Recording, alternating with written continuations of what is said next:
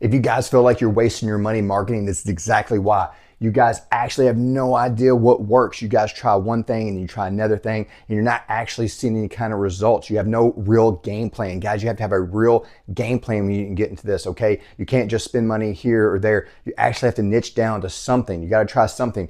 Everything doesn't work right out of the gate. You're not just going to turn on PPC and start making money. You're not even going to do PPL and start making money. You have to have a game plan to actually just focus on one area. The next is you don't actually scale when you find something that works.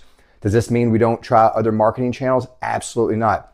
But as soon as I find something that works, let's say it's cold calling and you're just crushing it in cold calling, you need to throw as much budget, as much gasoline on that as you possibly can and start getting as many leads as you possibly can until we start seeing diminishing returns. Until you start seeing, hey, your ROAS is starting to go down. Maybe then you can allocate some money to basically sit on fire and try a new marketing plan. The next is you don't actually have a real budget. It's very difficult to do this game. I've talked about before how you get a deal maybe for $1,000. It's a lot of sweat equity to in that versus marketing dollars. But a lot of you guys need a budget when you get your first few deals, 10, 15, 20, 30K checks.